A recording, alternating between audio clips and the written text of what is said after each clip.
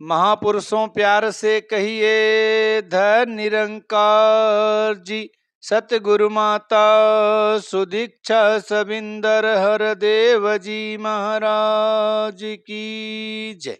महापुरुषों, सतगुरु की रहमत और आप सभी संत महापुरुषों के आशीर्वाद से दास एक बार पुनः आप सभी के समक्ष उपस्थित है। इस चैनल के माध्यम से दास ने जहां अगले वीडियो में 13 अप्रैल 1978 का वह दुखद कांड बयान किया था, मई की पत्रिका 1978 की दास के पास सदगुरु की कृपा से थी।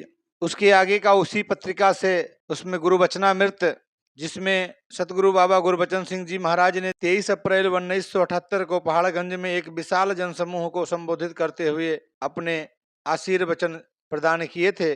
दास उसी से इस वीडियो की शुरुआत करेगा और उसके आगे इस पत्रिका में और भी जो लेख हैं, राजकवि जी की एक बहुत ही मार्मिक कविता, हालांकि है वो पंजाबी में, पर दास उसे साझा करने की कोशिश करेगा।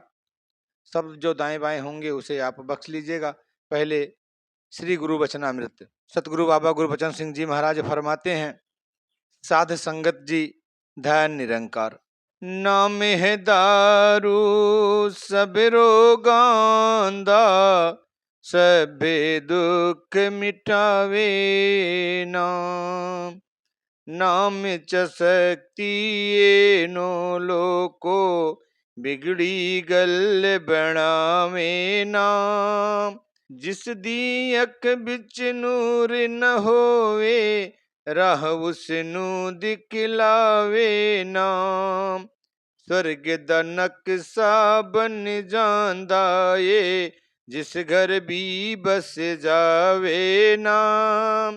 पूरा सतगुर जगते लोको, नाम दही व्यापारी नाम इहदा निरंकार है, जो भी जान लवे नंकारी।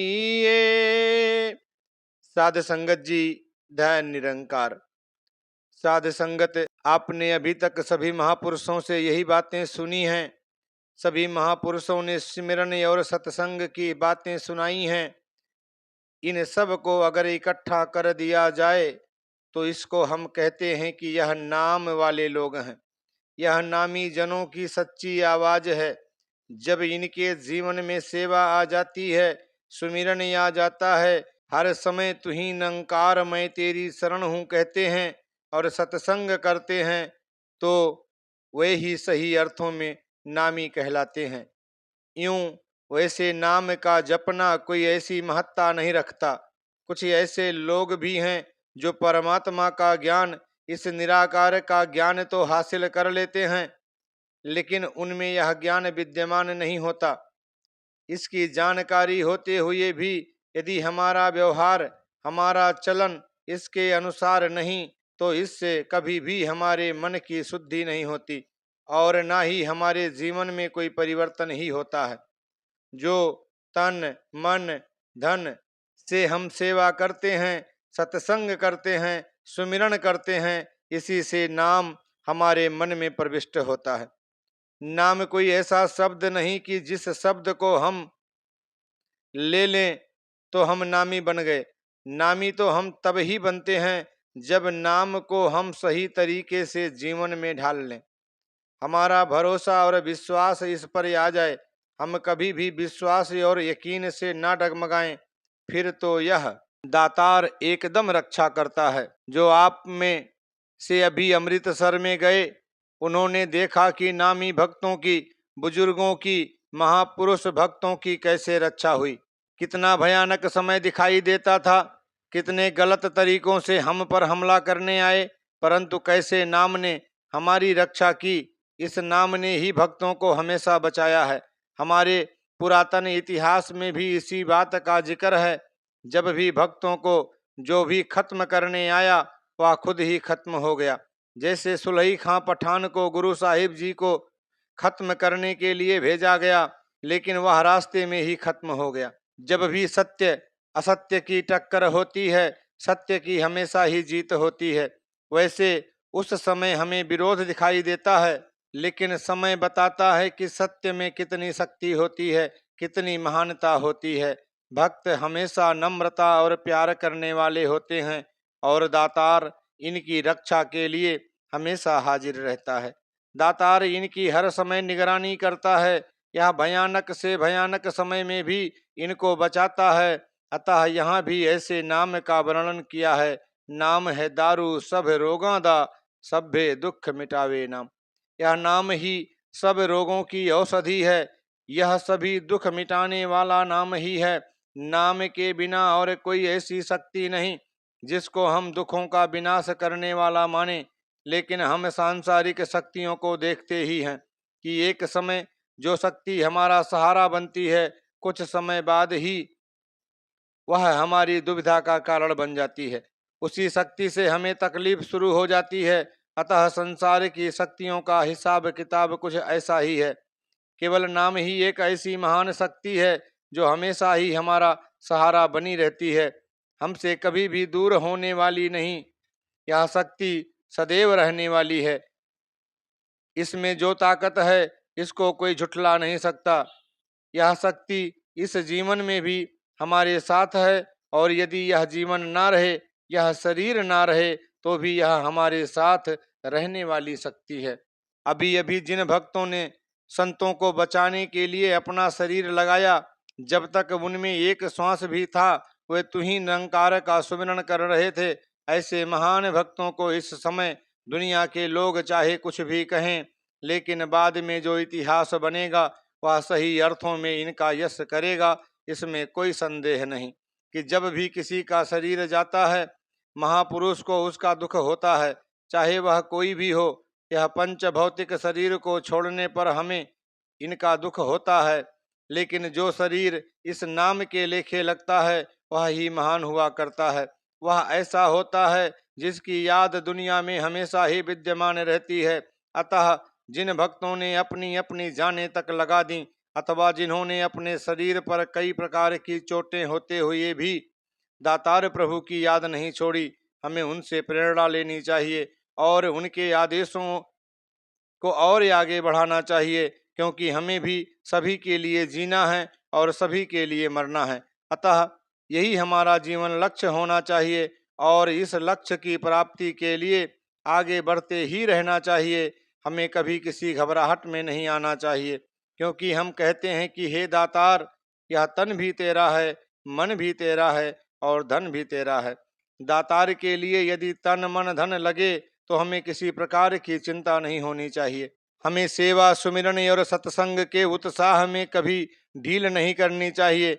हमें अवश्य ही उसी श्रद्धा प्यार से, उसी उत्साह से सत्संग करना चाहिए, सेवा करनी चाहिए, बल्कि आगे से भी अधिक सेवा करनी चाहिए, क्योंकि हमारे सामने जो भी काम हो रहा है इसके लिए सेवा का होना जरूरी है। जिन परिवारों को ऐसी तकलीफ पहुंची है, जो परिवार काम से बेकार हो गए हैं, उनकी हमें सेवा करनी है। उन्हें हमें माया की सेवा भी पहुंचानी है। हमें सभी भक्तों का दुख बांटने में सदैव तैयार रहना चाहिए। अतः हमारे अंदर सदा ही ऐसा उत्साह बना रहना चाहिए। हमें कभी भी अपने आप को छिपाने की कोशिश नहीं करनी चाहिए कि हम यह हैं, हम वह हैं, हम ऐसे नहीं हैं। हम तन मन धन से केवल निरंकारी हैं और निरंकार पर ही हमारा विश्वास है। कभी भी हमारा निश्चय डामाडोल होने की तरफ ना जाए। यहाँ भी यही बताया जाता है कि नाम ही रोगों की दवाई है और सभी दुखों का निवारण करने वाला यह नाम ही है। नाम च शक्ति एनी लोकों, बिगड़ी गल बनावे नाम।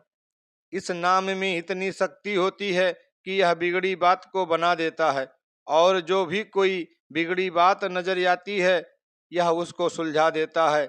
जहाँ हमें दिखाई देता है कि हमसे कुछ भी नहीं होने वाला, यह नाम ही है जो हमारी बिगड़ी बात को बना देता है। जो किसान हैं अथवा जो घरों में पौधे लगाते हैं, उनको यह तजुर्बा होगा कि जब पौधों की गुड़ाई की जाती है, अर्थात आसपास से घास निकाला जाता है, तो पौधों की जड़ें हिलने से एक बार तो उनसे पत्तों में थोड़ी सी मुरझाहट दिखाई देती है, लेकिन दूसरे या तीसरे दिन ताज़ा पानी और खुराक मिलने से वह सभी पौधे आगे से भी अधिक हरे भरे दिखाई देते हैं। बिल्कुल ऐसे ही भक्तों में सच के प्रचार करने में जो त्रुटियां रह जाती हैं, कमियां रह जाती हैं, उसमें जो सुस्ती आ जाती है, उसको दूर करने के लिए दातार ऐसे कौतुक रचा ही करता है, ऐसे कौतुक हुआ ही करते हैं। हम ऐसे जीवन को अपनाएं जिसको देख कर यह दुनिया दंग रह जाए। अतः आप इस बात को अवश्य ही अपनाएंगे। ऐसा ही यहाँ पर कहा गया है कि जो भयानक से भयानक बातें दिखाई देती हैं, वे भयानक नहीं रहा करती। वे भयानक बातें और कहीं चली जाती हैं और भक्तों के जीवन में खुशी ही खुशी और आनंद ही आनंद आ जाता है। अतः ऐसा पुरातन से चला आया है और होता रहा है। जब कभी भी सच्चाई की आवाज इस देश में अथवा किसी और देश में उठी, उसका विरोध जरूर हुआ। समय समय पर कुछ स्वार्थी लोग अपनी बातों में पड़े रहते हैं। जो कोई पेट पालू लोग होते हैं, जो धर्म को गलत तरीके से बयां करते हैं, जो इसकी आमदनी खाने वाले लोग होते हैं, वे हमेशा भटकाते हैं। हमेशा उनके अंदर ऐसी गिरावट आती है। इस मिशन में भी शुरू में बाबा बूटा सिंह जी को भी एक दफा मित्रता के पर्दे में जहर पिलाया गया, लेकिन दातार ने उनकी रक्षा की। उनका शरीर न गया, शरीर अपने समय पर गया। ऐसे ही जब हम रावलपिंडी में रहा करते थे तो शहंशाह जी के साथ भी ऐसा ही विरोध होता रहा। उस समय जितनी हमारी संख्या बढ़ती थी, उतना ही विरोध करने वाले भी बढ़ जाते थे। लेकिन फिर भी उस समय दातार की रहमत से कोई हमारा बाल भी बांका ना कर सका। अतः उस समय जो भी विरोधियों ने करना चाहा, वैसे वे कहते थे कि यह कर देंगे, हम वह कर देंगे, मकान भी जला देंगे, हम सभी कुछ कर देंगे, लेकिन वह किसी का कुछ ना कर सके। जैसे पहले दातार प्रभु ने हमारी रक्षा की है, ऐसे हमेशा ही दातार रक्षा करता रहेगा। हमें कभी भी किसी कठिनाई में घबराना नहीं चाहिए और कभी भी चिंतित नहीं होना चाहिए। लोग अफवाहें उड़ाते हैं कि यह हो गया, वह हो गया। यदि आप इस दातार प्रभु पर विश्वास रखें तो स्वयं ही दातार आप लोगों के लिए हर तरह की खुशियां प्रदान करता है। आप थोड़े समय में यह अनुभव करेंगे कि आज इस संसार का रूप कैसे बदलता है। यहाँ पर भी ऐसा ही लिखा गया है कि नाम में ऐसी शक्ति होती है कि बिगड़ी बात को बना देती है। जिस दी अख बिच नूर न होवे, राह उसनु दिखलावे नाम। जिसकी आंखों में नूर नहीं होता, जो बिल्कुल अंधकार में फंसा होता है, अंधा बना होता है, उसको भी यह नाम रास्ता बताता है, मंजिल पर पहुंचाता है। इस संसार में यदि कोई थोड़ा सा कुकर्मी हो, जरा सी कर्म धर्म कम करने वाला हो, तो उसको कहते हैं कि इस व्यक्ति का लोक परलोक सुहेला हो ही नहीं सकता, यह परमात्मा का नाम नहीं ले सकता। परंतु भक्त ऐसा नहीं मानते। भक्त कहते हैं कि चाहे वह कितना भी बुरा है, चाहे उसने जिंदगी में कोई अच्छा काम नहीं किया, इस परमात्मा को याद नहीं किया, वह भी जब इन संतों की शरण में आ जाता है तो वह भी नामी बन जाता है, वह सही रूप में महापुरुष बन जाता है, उसका भी पार उतारा हो जाता है, वह भी दातार से प्यार करने वाला बन जाता है। ऐसी बख्शिश दातार के पास ही होती है। जैसे आगे बताया है कि स्वर्ग दा नक्शा बन जांदा ये, जिस घर भी बस जावे नाम। जिस घर में इस नाम का निवास होता है, वह घर स्वर्ग बन जाता है। उस घर में किसी तरह का कलह नहीं रहता, सुख ही सुख दिखाई देते हैं। हर समय हर एक से एक सा मिलवर्तन दिखाई देता है, हर एक में प्यार दिखाई देता है, हर एक ही एक दूसरे को चाहते हैं। गुरु सिखों के जीवन में हम ऐसी बातें रोज देखते ही हैं कि कैसे उनके जीवन में मिलाप, प्रेम और संगठन है, कैसे एक दूसरे पर न्यौछावर होते हैं और कैसे एक दूसरे पर विश्वास करते हैं। पूरा सतगुर जगते लोकों, नाम दही व्यापारी। पूरा सतगुरु कौन होता है? जो इस नाम को बांटने वाला है, जो नाम देने वाला है, जो नाम पर ही विश्वास दिलाने वाला हो, वह ही पूर्ण सतगुरु होता है। वह पूरा सतगुरु नहीं जिसने पीले या लाल रंग के कपड़े पहने हुए हों या ऐसी लंबी जटाएं रखी हुई हों। ऐसी जो बाहर की निशानियां होती हैं, ये सच्चे सतगुरु की निशानियां नहीं हुआ करती। सतगुरु हमेशा हमारे विश्वास को इसी तरफ लाता है कि यह दातार जो हमारे अंग संग है, हमारा पालनहार है, यह हमारे मन की भटकन को दूर करता है, हमें कभी इस तरह भटकने नहीं देता कि कोई और भी शक्ति है जिससे हमें सहारा मिलेगा। यह बात यहाँ पर बताई गई है कि पूरा सद्गुरु वही होता है जो इस दातार प्रभु के साथ जोड़े। जो संसारी बातों में लगाए उसको पूरा सद्गुरु नहीं कहते। नाम यहदा निरंकार है जो भी जान लवे निरंकारी है। अतः इसका नाम ही निराकार परमात्मा है। जो इसको जानता है उसको निरंकारी कहते हैं। यह सीधी सी स्पष्ट बात है और कोई ऐसी बात नहीं जो हमारी समझ में ना आई हो। हमें अवश्य ही इस बात को समझ लें, विश्वास से सुमिरन करते हुए और इस निराकार की आराधना करते हुए अपना जीवन व्यतीत करें। अधिक से अधिक सुमिरन पर बल दें। तू ही निरंकार, मैं तेरी शरण हूँ, मुझे बख्श ले। दातार अवश्य सभी कठिनाइयों को दूर करके आपके जीवन को सुखों से भरपूर कर देगा। सात संगत जी, दया निरंकार। हमें अपने मिशन के सिद्धांतों को और मिशन की गतिविधियों को बड़े प्यार से अकेले अकेले व्यक्ति को समझाना है, ताकि लोगों में जो भ्रांति फैलाई जा रही है उसका अंत हो सके। यह एक छोटा सा लेख संपादक जी ने लिखा है। इसके आगे इस पत्रिका में पूर्ण प्रकाश साकी जी ने एक लेख लिखा है जिसका नाम है बढ़ते कदम। इतिहास इस बात का साक्षी है कि जब जब भी किसी महापुरुष ने सत्य की आवाज उठाई और जनता को रूढ़वाद, नफरत और जातीय भेद की सांकलों से मुक्त कराने का प्रयास किया, तो उस समय धर्म के विशेष ठेकेदारों और फिरका परस्तों ने हमेशा सच्चाई का न केवल विरोध ही किया, अपितु सत्य कहने वालों पर तरह तरह के मन गढ़ंत लांछन लगाकर उन्हें बदनाम करने की भरसक कोशिश की। कई बार तो महापुरुषों को जान से खत्म कर देने के प्रयास भी किए। कहने को और देखने को आज के लोग काफी पढ़ लिख गए हैं। डिग्रियों वाले विद्वानों की गणना कर पाना मुश्किल है। दुनियावी तरक्की जो इस युग में हुई है शायद और किसी युग में हुई हो। वैज्ञानिक उपकरणों के सहारे अर्थात अनेकों के प्रयोग से आज कमजोर से कमजोर नजर वाला भी दूर और समीप की चीजों को देखने में असमर्थ हो गया है। मगर इतना पढ़ लिख कर और अनेकों डिग्रियों के हार गले में लटका कर भी आज का पढ़ा लिखा इंसान रूढ़वादी और नफरत की चार दीवारियों से बाहर निकलने के लिए तैयार नहीं। धर्म, मजहब, रंग और नस्ल के भेद पर आज भी इंसान एक दूसरे के खून का प्यासा हो उठता है।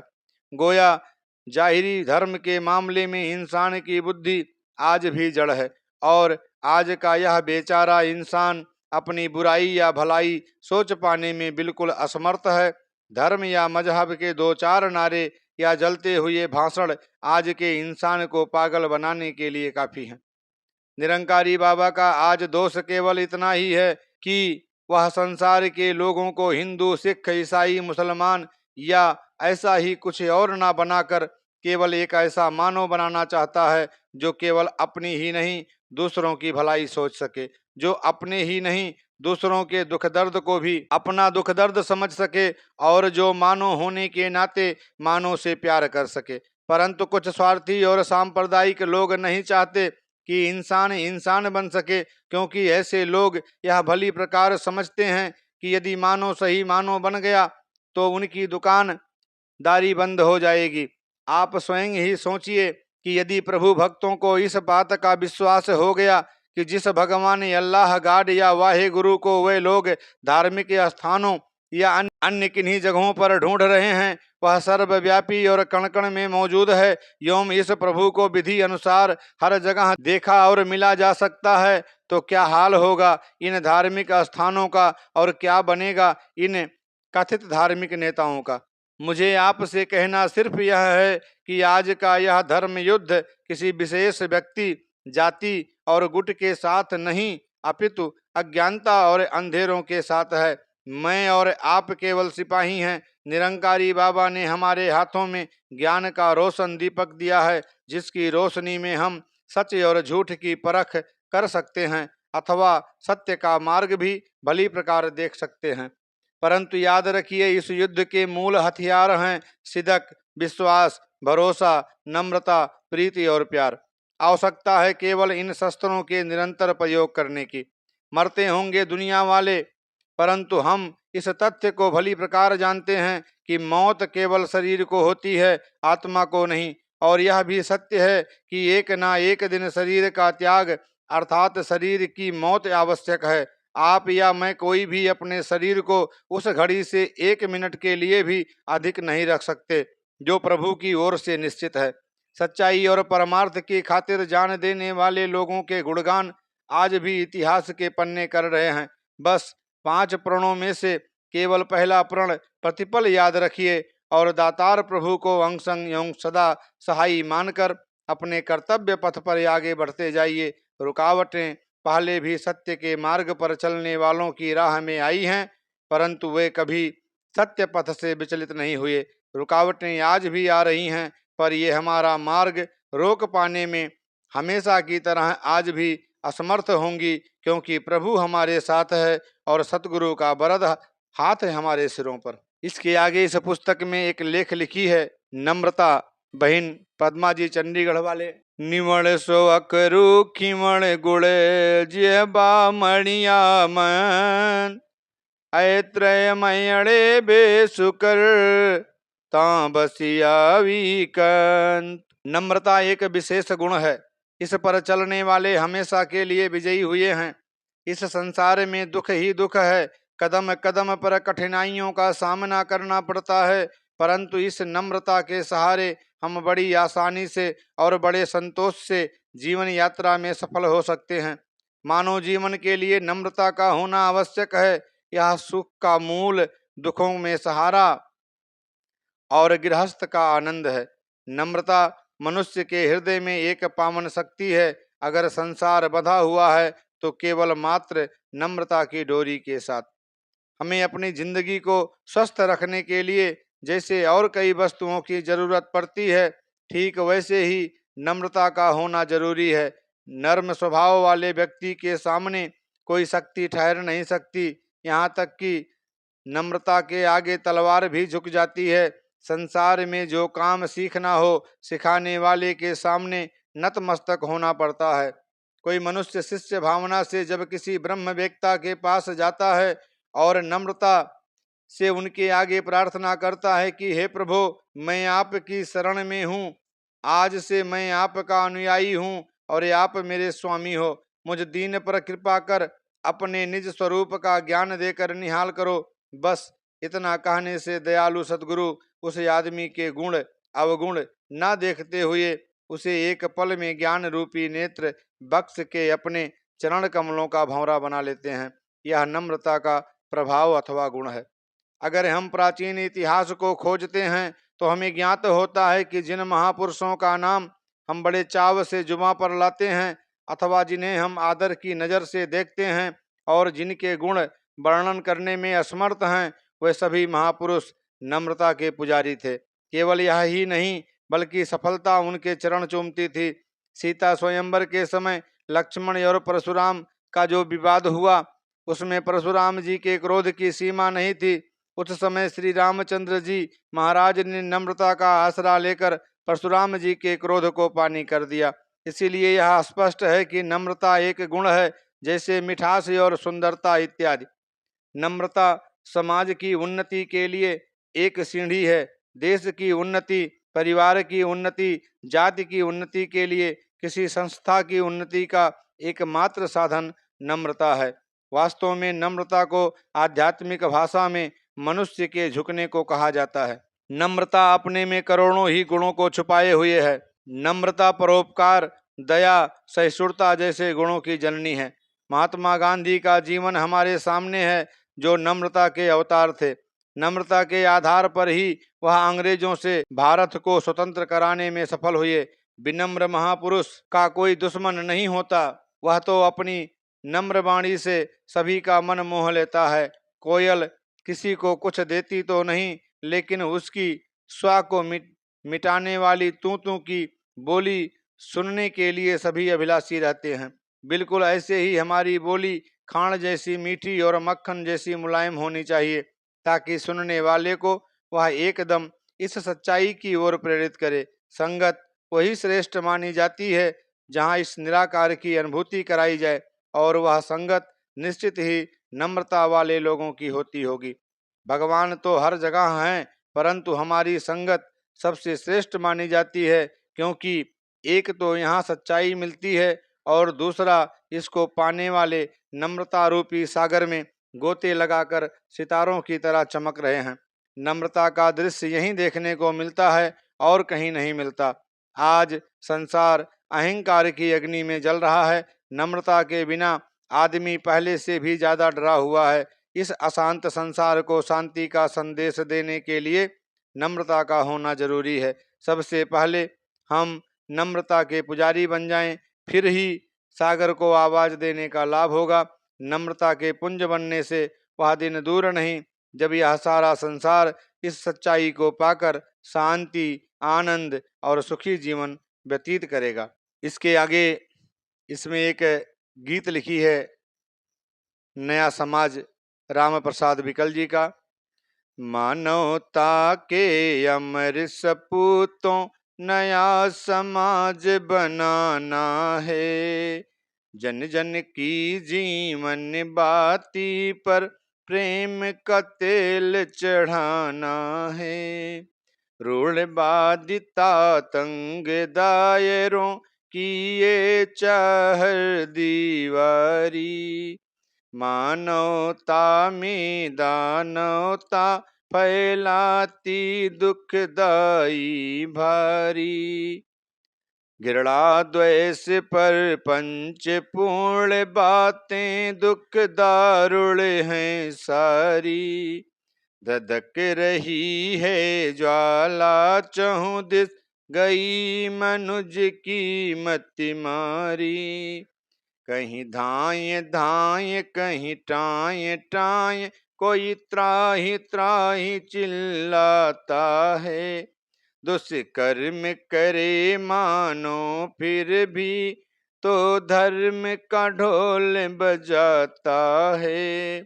निज घर को ही ध्वस्त करे क्या वह सपूत कहलाता है, विनाशकारी कार्य करे क्या वह जग का निर्माता है। स्वयं बुद्धि से सोच समझ लो समय चूक पछताना है, हर मानो भाई भाई है फिर क्यों द्वंद्व बढ़ाना है। ठंड दिमाग किस सोचा है क्या सकल विश्व अपना ही है, 4 दिनों की जिंदगी जीवन केवल सपना ही है। थोड़े से जीवन में हमको सत्य कर्म करना भी है, धर्म ग्रंथ संतों की बाणी पर हमको चलना भी है। एक नूर से सब जग उपजा एक ने हमें बनाया है, एक पिता एक कस के हम बारक संतों ने फरमाया है। फिर हमने क्यों भेद किया समझ नहीं कुछ आया है, भाई भाई का दुश्मन बनकर कितना पाप कमाया है।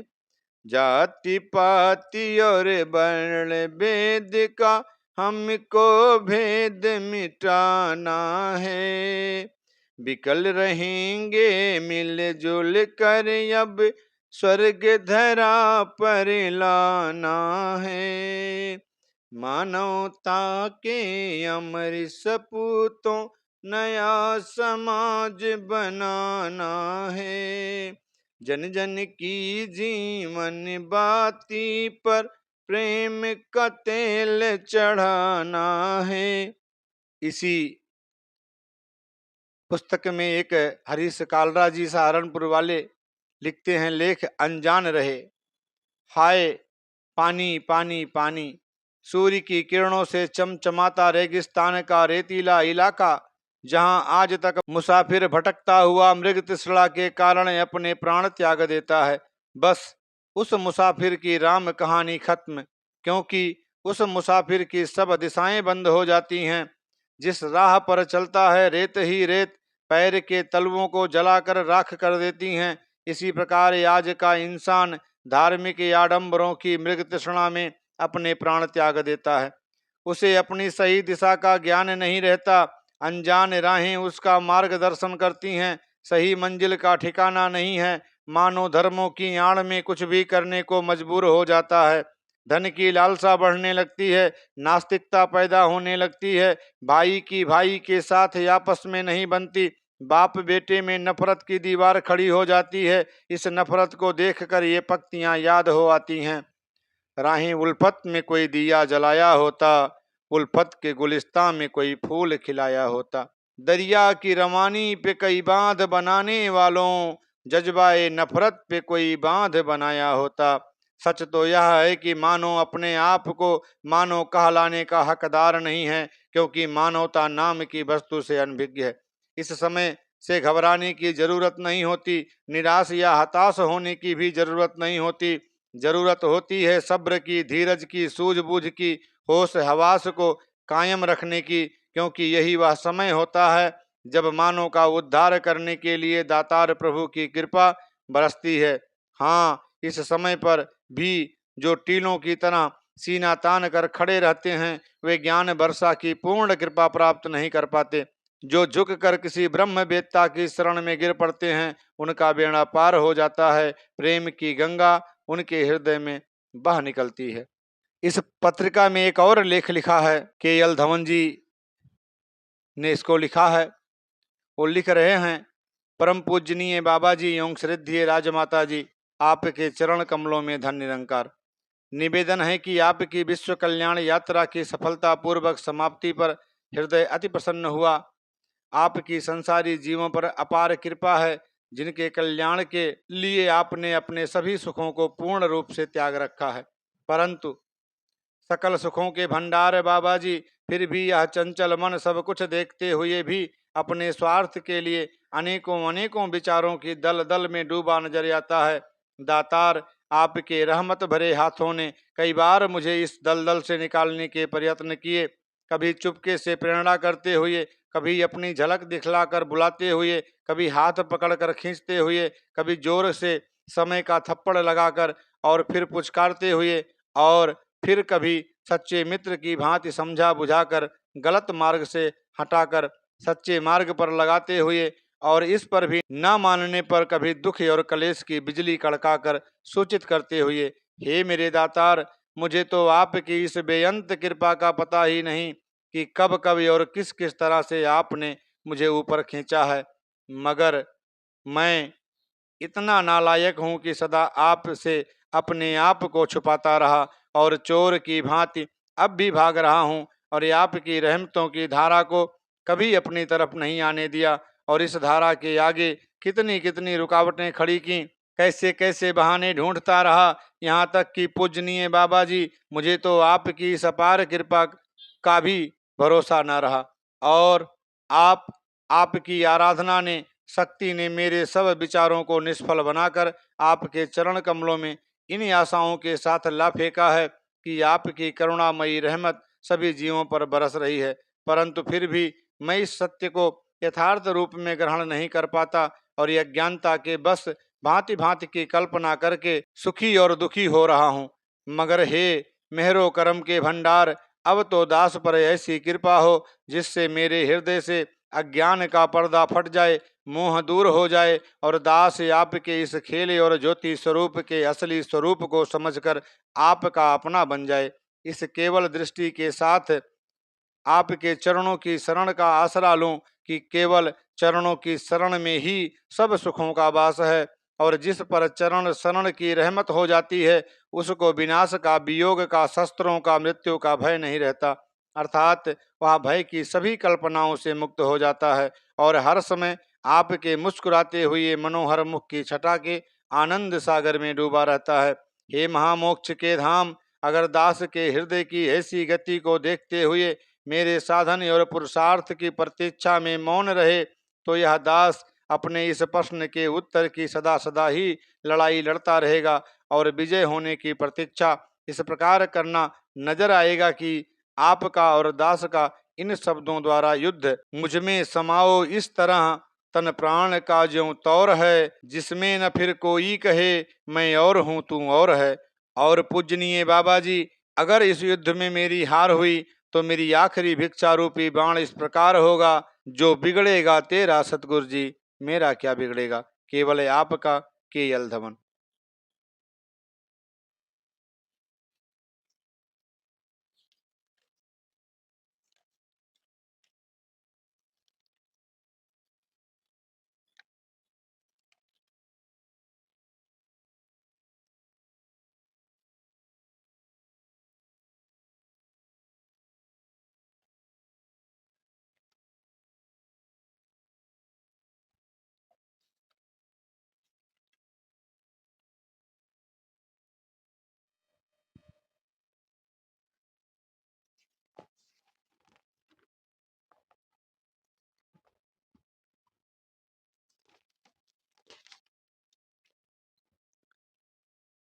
दास राजकवि श्री गुरुबख्श सिंह अमृतसर, कैदियां दा हाल, उनकी लिखी कविता है। संतानों जुदाइयां ने, चोरा नू कड़ाइयां ने, ये आप तुसी जानो की बेपरवाहियां ने, बेदोषे पकड़े हाँ है नाल गवाह साड़ा, तेरे नाल जो यारी ये है ये हो गुनाह साड़ा। गुरसिख कचहरी बिच बन लाने सजदे ने, चौगिर्द पुलसियां दे पै बाजे वजदे ने, हथकड़ियां गाने ने हर यार बराती ये, इश्क यह दे मारे हाँ साणा इश्क हयाती ये। मालिक बिन कौन दस्से की कीमत बिकियां दी, वो कदे नहीं टूट सकती जो लग जाए निकियां दी। तेरे प्यार दे कुठियां नू किसे कहना ये की ढोला, ये वे छेड़ के तकदे ने कोई इश्क तो नहीं पोला।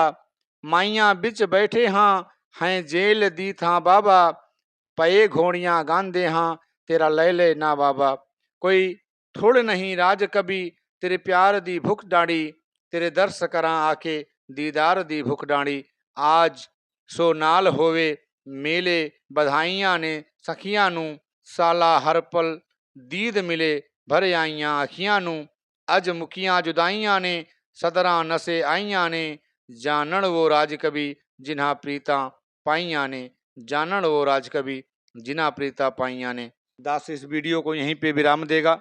राज कवि जी के पंजाबी गीत को बोलने में जो कुछ भी त्रुटियां हुई हैं, दास उसके लिए करबद्ध प्रार्थना करता है आप सभी संत महापुरुषों के चरणों में कि दास को इसके लिए बख्श देना, क्योंकि दास को पंजाबी नहीं आती है, दास को तो ऐसे कुछ भी नहीं आती है, जो कुछ भी बोल लेता है वो सब सतगुरु की और आप संत महापुरुषों की कृपा है।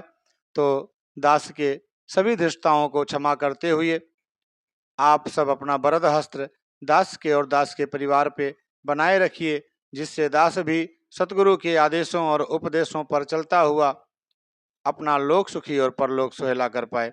सतगुरु माता सुदीक्षा सबिंदर हरदेव जी महाराज की जय। महापुरुषों प्यार से कहिए धन निरंकार जी।